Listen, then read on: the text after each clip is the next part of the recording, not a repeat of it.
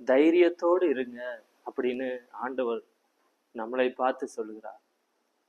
தைரியத்தை இழந்து ஒரு பயத்தோடு ஒரு நடுக்கத்தோடு இருக்கிற ஒவ்வொருவருக்கும் கர்த்தர் கொடுக்கிற வார்த்தை, மனுஷங்க உன்னை பயமுறுத்தி கொண்டும் தொந்தரவு செய்து கொண்டும் நீ அந்த இடத்தை விட்டு நகன்று போகணும் அப்படின்னு உன்னை நெருக்கும் போதும் நீ தைரியத்தை விட்டு விடாத, நீ தைரியமாக இரு என்று ஆண்டவர் நம்மளை பார்த்து சொல்கிறார். நீதிமொழிகள் 28ஆம் அதிகாரம் 1ஆம் வசனத்துல, துன்மார்க்கனோ ஓடி போகிறான், ஆனால் நீதிமானோ சிங்கத்தை போல தைரியமா இருக்கிறார்கள் என்று வார்த்தை குறிப்பிடுகிறது. இதை பார்த்து கொண்டிருக்கிற நீங்க, கர்த்தர் உங்களுக்குத்தான் அந்த வார்த்தையை சொல்கிறார். எதை நினைச்சு நீங்க பயந்து நடுங்கி கொண்டிருக்கீங்க? நீ சிங்கத்தை போல தைரியமாக இரு என்று ஆண்டவர் சொல்கிறார். நீதிமொழிகள் 30ஆம் அதிகாரம் 30வது வசனத்துல, மிருகங்களிலே சௌரியமானதும் ஒன்றுக்கும் பின்னடையாததுமான சிங்கமே என்று வார்த்தை குறிப்பிடுகிறது.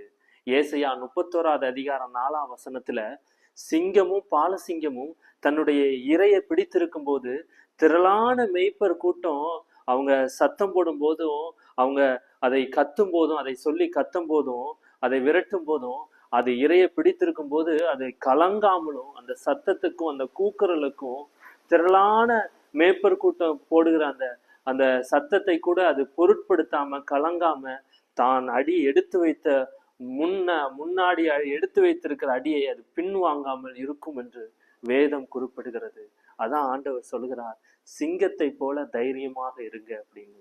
இதை பார்த்து கொண்டிருக்கிற நீங்க எதையோ ஒரு நினைத்து, மனுஷங்க இந்த மாதிரி ஒரு வார்த்தையை சொல்லிட்டாங்களே, இதற்கு பிறகு வழி இருக்குமா, அவங்க சொன்ன மாதிரி நடக்கும், ஐயோ போச்சே அப்படின்னு நீங்க கலங்கி பயந்து கொண்டிருக்கலாம். ஆனால் ஆண்டவர் சொல்லுகிறார், நீ பயப்படாத, சிங்கத்தை போல தைரியமாக இரு என்று ஆண்டவர் சொல்லுகிறார்.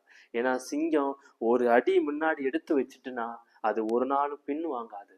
அது தன்னுடைய தீர்மானத்திலிருந்து ஒரு நாளும் பின் வாங்காது.